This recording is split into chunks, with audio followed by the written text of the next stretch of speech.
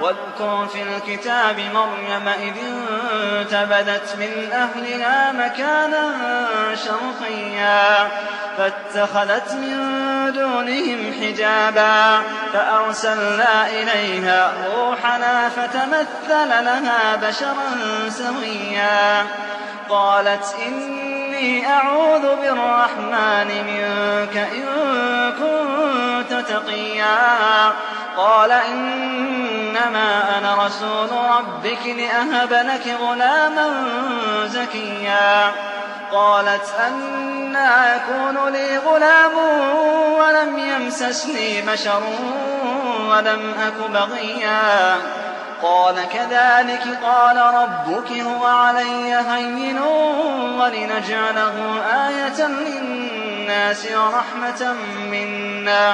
ورحمة منا وكان أمرا مقضيا فحملته فانتبذت به مكانا قصيا فأجاءها المخاض إلى جذع النخلة قالت يا ليتني مت قبل هذا وكنت نسيا منسيا قالت يا ليتني مت قبل هذا وكنت نسيا منسيا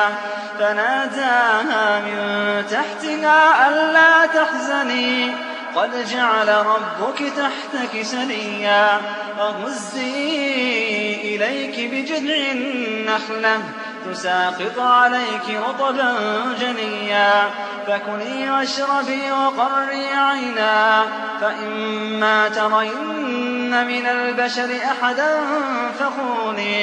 فقولي إني نذرت للرحمن صوما فلن أكلم اليوم إنسيا فأتت به قومها تحمله قالوا يا مريم لقد جئت شيئا فريا يا أخت هارون ما كان أبوك امرأ سوء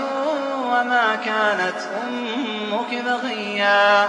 فأشارت إليه قالوا كيف نكلم من كان في المهد صبيا قال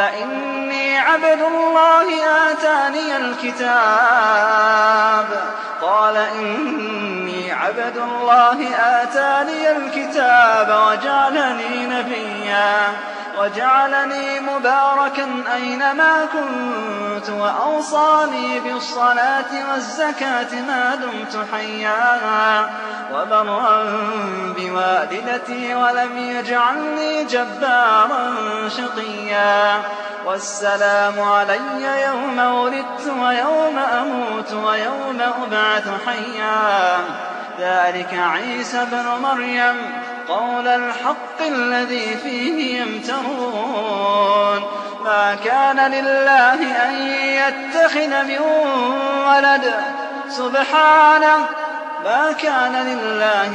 يتخذ من ولد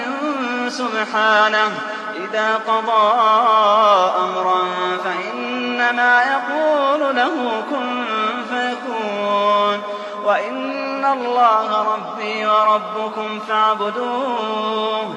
هذا صراط مستقيم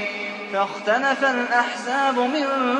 بينهم فويل للذين كفروا من مشهد يوم عظيم أسمع بهم وأبصر يوم يأتوننا لكن الظالمون اليوم في ضلال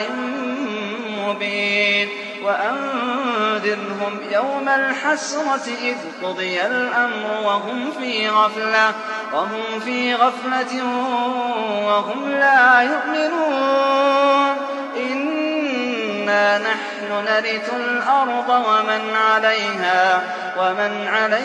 وإلينا يرجعون